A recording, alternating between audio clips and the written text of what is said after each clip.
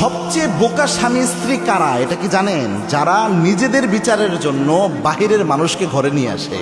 এদের মতো বোকা কেউ নাই। এখানে একটা ঘটনা ঘটে, এটা হাদিসের আলোকে পাওয়া যায়। দেখেন, গুরুত্বপূর্ণ একটা বিষয়। অনেকের মধ্যে এই স্বভাবটা আছে যে স্ত্রী একটু দোষ করেছে, স্ত্রীর একটা সমস্যা দুইজনে মিলে আলোচনা করে সমাধান করবে কই থেকে, বাহিরের মানুষকে বলে বেড়ায়। ওই স্বামীর নিজের পরিবার পরিজন, বাবা মা যা আছে সবাইকে বলে একদিক একটা বিচার বসায় দেয়। স্ত্রীর বিচারের জন্য বাহির থেকে মানুষ নিয়ে আসে।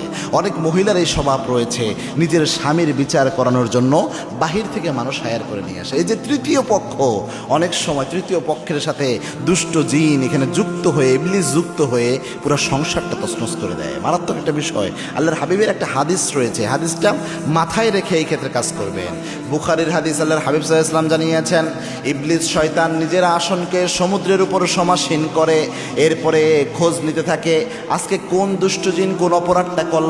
কোনো দুষ্ট জিন এসে বলে আজকে অমুক ব্যক্তিকে দিয়ে আমি মিথ্যা কথা বলিয়েছি, কেউ এসে বলে অমুক ব্যক্তিকে দিয়ে আমি জেনা করিয়েছি, কেউ এসে বলে অমুক ব্যক্তিকে দিয়ে আমি পরকীয়া করিয়েছি, কেউ এসে বলে অমুক ব্যক্তিকে দিয়ে আমি হত্যা করিয়েছি। কারো উপর ইবলিস শয়তান এত খুশি হয় না যে দুষ্ট জিন এসে বলতে পারে অমুক স্বামী স্ত্রীর মধ্যে গ্যাঞ্জাম লাগাইয়া সম্পর্ক নষ্ট করে দিয়েছি। ইবলিস শয়তান ওই দুষ্ট জিনরে বেশি পুরস্কার দেয়, ওই দুষ্ট জিনরে পুরস্কার দিয়ে দেয়। সব দুষ্ট জিনের মধ্যে তার শ্রেষ্ঠত্ব বেড়ে যায়। চিন্তা করতে পেরেছেন? এজন্যে যেই ঘরে স্বামী স্ত্রী মনোমালিন্য হলে এই তৃতীয় পক্ষ দিয়ে বিচার করান, প্রায় সময় ছোট ছোট বিষয়, সিলি ম্যাটার যেগুলো, এগুলোর ক্ষেত্রেই মানুষকে বলে বেড়ান, বিচার দিয়ে বেড়ান। অনেক সময় দুষ্ট জিন তৃতীয় পক্ষের সাথে ঢুকে আপনার ঘরে সংসার নষ্টের জন্য চেষ্টা করতে পারে। মারাত্মক বিষয়, মনে ওয়াসওয়াসা তৈরি করে এটা করতে পারে।